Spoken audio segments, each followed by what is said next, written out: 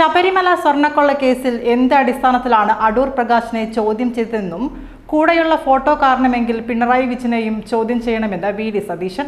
എസ്.ഐ.ടിക്ക് മേൽ സർക്കാർ സമ്മർദ്ദം ചെലുത്തുന്നു. പുകമറ സൃഷ്ടിക്കാൻ എന്ത് വേണമെങ്കിലും ചെയ്തോളൂ.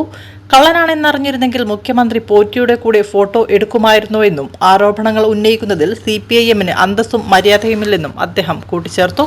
എന്തടിസ്ഥാനത്തിലാണ് യു.ഡി.എഫ് കൺവീനറെ ചോദ്യം ചെയ്തത്? അദ്ദേഹത്തിന്റെ കൂടെ ഫോട്ടോ ഉണ്ടെന്നോ, ഉണ്ണികൃഷ്ണൻ പോറ്റിയുടെ കൂടെ അദ്ദേഹത്തിന്റെ ഫോട്ടോ ഉണ്ടെന്നുള്ളതിന്റെ പേരിലാണോ? ഞങ്ങൾക്കൊരു വിരോധമില്ല അടൂർ പ്രകാശൻ ചോദ്യം ചെയ്തു. ഫോട്ടോയുള്ള പിണറായി വിജയനെ കൂടി ചോദ്യം ചെയ്താൽ മതി. ഉണ്ണികൃഷ്ണൻ പോറ്റിയുടെ കൂടെ ഉണ്ണികൃഷ്ണൻ പോറ്റിയുടെ ഈ കളവ് പുറത്തു വരുന്നതിന് മുമ്പ് ഉള്ള ഫോട്ടോ ഉള്ള എല്ലാവരെയും ചോദ്യം ചെയ്യണമെങ്കിൽ ഒരു വിരോധമില്ല. പിണറായി വിജയന്റെ കൂടെ അദ്ദേഹത്തിന്റെ പണം കൊണ്ട് ചോദ്യം ചെയ്തോട്ടെ. അല്ലാതെ ഞാൻ ചോദിക്കട്ടെ, 3 CPM നേതാക്കന്മാർ ജയിലിൽ കിടക്കുകയാണ്. അയ്യപ്പന്റെ സ്വർണം ഗവർണമെന്റ് ആണല്ലോ ഒരു നടപടിയെടുത്തില്ല.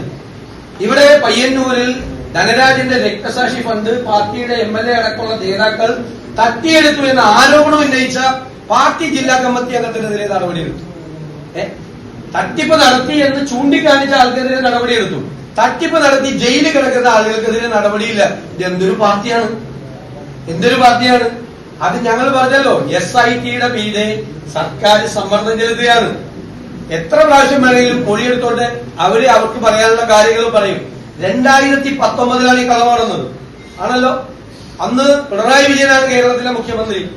LDF ഭരണമാണ്. അവര് വെച്ച പൊളിറ്റിക്കൽ അപ്പോയിന്റ്മെന്റ്സ് ആണ് അവിടുത്തെ ദേവസ്വം ബോർഡ് പ്രസിഡന്റും മെമ്പർമാരും. അവരാണ് കളവ് നടത്തിയതിന്റെ പേരിൽ 2 ദേവസ്വം ബോർഡ് മെമ്പർമാരും ജയിലിൽ കിടക്കുകയാണ്. അത് CPM-നും CPM വെച്ച നേതാക്കൾക്കും ആണ് അയ്യപ്പന്റെ സ്വർണം കവർന്നതിൽ പങ്ക്. പിന്നെ പുകമറ സൃഷ്ടിക്കാൻ വേണ്ടി എന്ത് വേണമെങ്കിലും ചെയ്തു. ഫോട്ടോ എടുത്തതിന്റെ പേരിലാണെങ്കിൽ ഇയാൾ കള്ളനാണ് എന്ന് പുറത്തു വരുന്നതിന് മുമ്പുള്ള ഫോട്ടോയാണ്.